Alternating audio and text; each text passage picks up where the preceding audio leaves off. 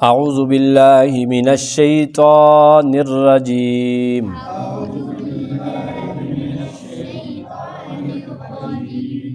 بسم اللہ الرحمن الرحیم وما اور نہیں جعلناہم ہم نے انہیں بنایا جسدن جسمانی طور پر لا یاکلون کہ وہ نہ کھاتے ہوں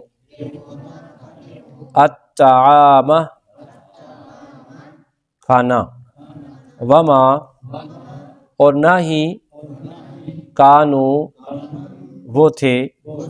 خالدین ہمیشہ ہمیشہ رہنے والے ثم پھر صدقناہم ہم نے سچا کر دکھایا ان کے ساتھ کیا ہوا الوعد وعدہ فانجیناہم سو ہم نے انہیں نجات دی ومن نشاء اور انہیں بھی جنہیں ہم نے بچانا چاہا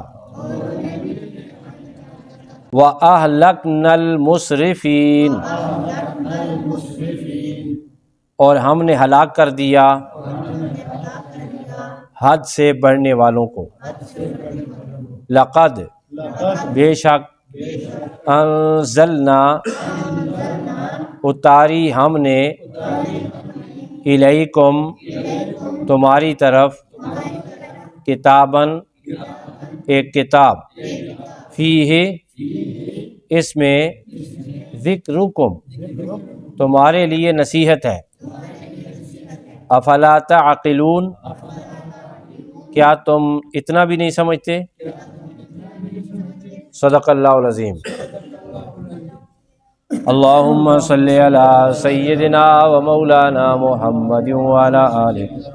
سیدنا و مولانا محمد وبارک وسلم وصلی علیہ نبی پاک صلی اللہ علیہ وآلہ وسلم پر اور قرآن مجید پر جو کفار کی طرف سے اعتراضات تھے ان میں سے کچھ ہم نے سابقہ درس میں پڑھے ہیں اور اللہ تعالیٰ کی طرف سے ان کا جو جواب قرآن مجید میں دیا گیا وہ بھی ہمارے علم میں آ گئے۔ آج کے درس میں ایک اور اعتراض جو کفار کی طرف سے تھا، آج کے درس میں جو ہم پڑھیں گے وہ کفار کی طرف سے ایک اعتراض تھا، اس اعتراض کے بعد ایک اور اعتراض۔ وہ اعتراض کیا تھا؟ ان کے دماغ منفی سمت میں کیسے چلتے تھے، ذرا ملاحظہ فرمائیں۔ سورہ فرقان خدا تعالیٰ ارشاد فرماتا ہے وقالو اور وہ کفار کہتے ہیں ما لہذا رسول یہ کیسا رسول ہے یأکل الطعام جو کہ کھانا بھی کھاتا ہے وَيَمْشِي فِي الْأَسْوَاقِ اور بازاروں میں چلتا بھی ہے لولا انزل کیوں نہیں نازل کیا گیا الیہ اس کی طرف ملکن کوئی فرشتہ فَيَكُونَ مَعَهُ نَذِيرًا جو اس کے ساتھ ساتھ رہتا اور ڈر سناتا، جو اس کے ساتھ ڈر سناتا۔ صدق اللہ مولانا العظیم۔ پہلے صرف فرشتے کی بات تھی، اب ان کو جب جواب ملا تو انہوں نے کیا کہا؟ جی ٹھیک ہے یہ آ گئے ہیں لیکن یہ آئے ہیں تو پھر کھانا کیوں کھاتے ہیں؟ بھلا نبی بھی کوئی ہے کہ جو کھانا کھاتا ہو؟ بھلا نبی بھی بازاروں میں چلتا پھرتا ہے؟ اب یہ اعتراض نبی علیہ الصلوۃ والسلام پر تو تھا ہی، لیکن یہ خالق کائنات پر بھی تھا۔ اللہ رب العزت نے جو تخلیق فرمائی ہے انبیاء کی، وہ خاص حکمتوں سے تعمیر فرمائی ہے انبیاء کی شخصیات کی بھی، کہ انبیاء جب دنیا میں آتے ہیں تو ظاہر ہے انہوں نے ان انسانوں کو اپنی زندگی گزارنے کے انداز سے سکھانے ہوتے ہیں۔ لَقَدْ كَانَ لَكُمْ فِي رَسُولِ اللَّهِ أُسْوَةٌ حَسَنَةٌ بے شک رسول اللہ صلی اللہ علیہ وسلم کی زندگی میں تمہارے لیے بہترین نمونہ ہے۔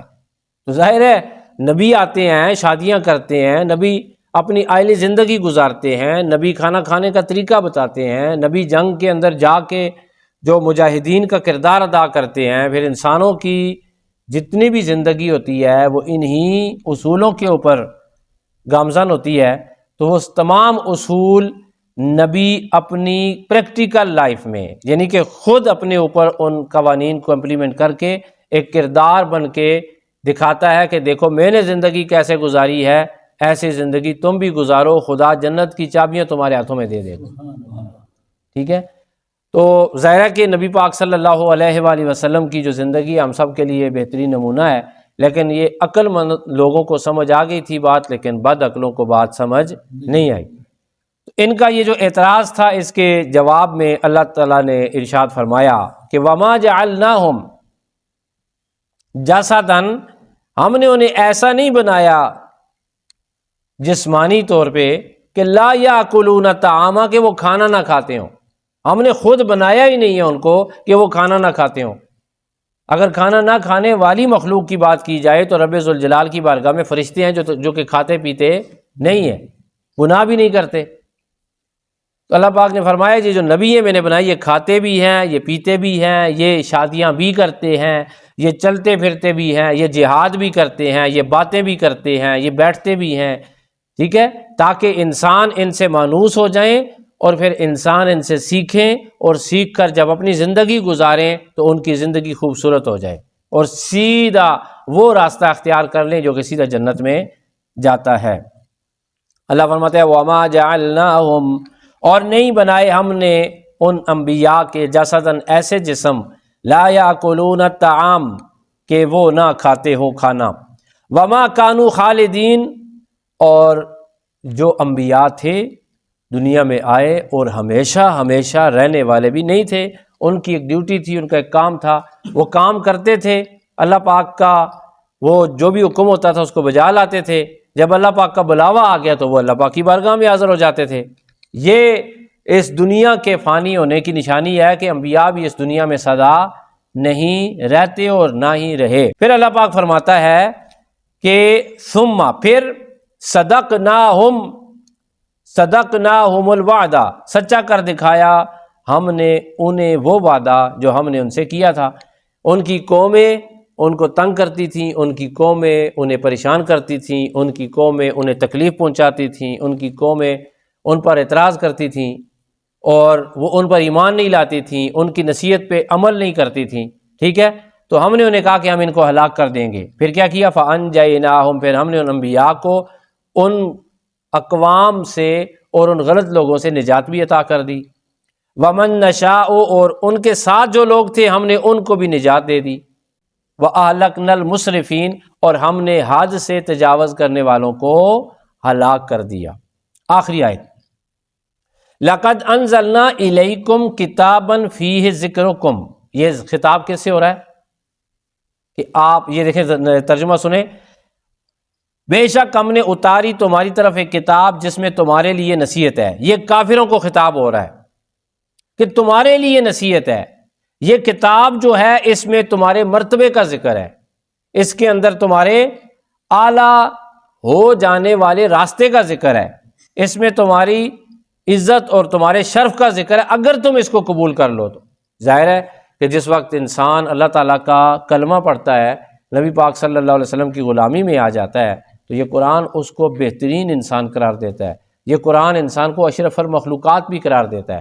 تو اللہ پاک ارشاد فرمائے لَقَدْ أَنزَلْنَا إِلَيْكُمْ كِتَابًا فِيهِ ذِكْرُكُمْ، بے شک ہم نے تمہاری طرف یہ کتاب بھیجی ہے جس میں تمہارے لیے نصیحت ہے، اور یہ کتاب اتاری ہے جس میں تمہارے لیے نصیحت ہے۔ افلا تعقلون، کیا تم عقل نہیں رکھتے؟ نمبر ایک،